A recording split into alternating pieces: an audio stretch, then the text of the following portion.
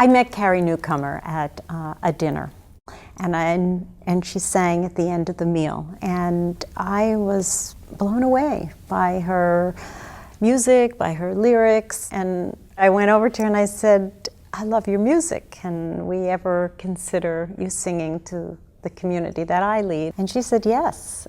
And that was the beginning of truly an incredible relationship that I've had.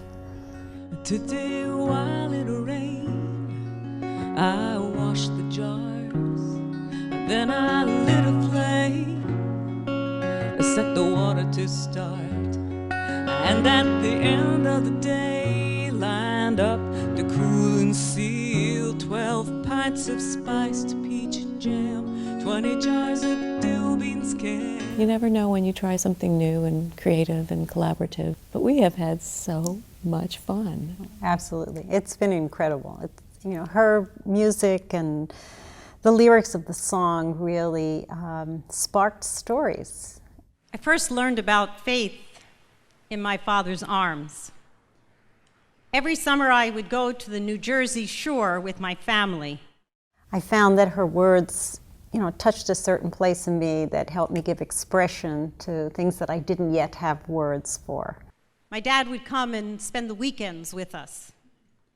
Even now I can conjure up the smells and the tastes of those lazy months of July and August. We share a common faith in life's meaning and purpose and connectedness. And when a large wave threatened, he lifted me up. He lifted me up, and he carried me. For me, art is probably the best way to give expression to the deeper spiritual yearnings we have, because it's open and freeing, because it allows us to use metaphor in creative ways and to capture something that's very hard to capture. My father died in 1984, but I still remember. I still remember those sun-tanned arms holding and lifting me up. Periodically over the last months, I would open an email and there would be another story from Sandy. When this one came in, it was, oh, what a lovely story. And this is a song about my father. It seemed a good pairing.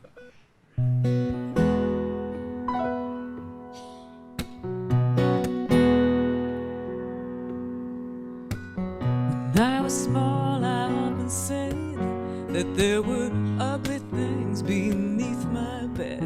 I'd slip downstairs when I got scared into the safety of Dad's easy chair, and that chair was like a long, deep sign that'd stay until he'd say it's time.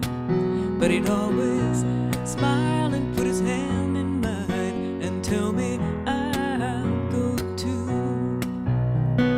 I'll go too. Your music resonates across all religious lines. I mean, everybody can hear your music and feel that it enriches and deepens their faith tradition. And I'd like to tell stories that do the same thing. You know, sometimes when you write a children's story, you get the gift of an illustrator who makes pictures out of your words. And then you have this extraordinary experience of a musician making a song out of your story. And that's a gift that Carrie gave me. I think for some people, they would say, you spent hours on 3 words? And I'm going, oh yeah, of course you do. And it's fun. You know, it's like when you find the right word, when you find just the right way to say it, man, is there anything better? No, it's amazing. He leaned in and whispered as he turned the page, and he said, make yourself into a flame, a crazy old lion with his hair all backlit, grinning like a little boy who had a secret.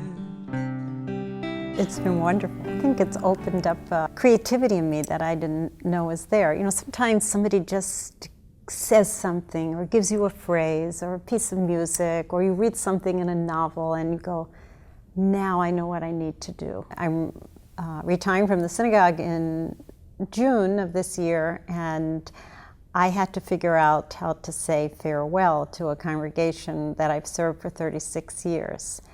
And I really didn't have the words. And then I heard a gathering of spirits.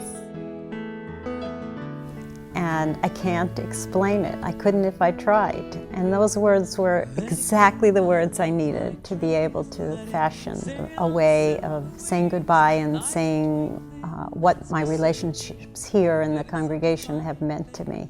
There's a gathering of spirits, there's a best of all our friends, and we'll take up where we left off when we all meet again.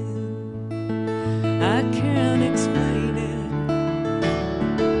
I couldn't if I tried, how the only things we carry are the things we hold inside, like a day in the open, like the love we won't forget, like the laughter that we started and it hasn't died down yet. Music in a story, sometimes you can give it a metaphor, sometimes you can give it a story, you can give it language, and it's recognizable. Ah, that's it. That's what I caught at the corner of my eye. But I think we both do something that's very much a part of the artistic life, I think, is listen and pay attention. What's at the core is what we share as human beings. You know, after the first performance, we kind of looked at each other and said, let's do that again. Absolutely, we'd love to.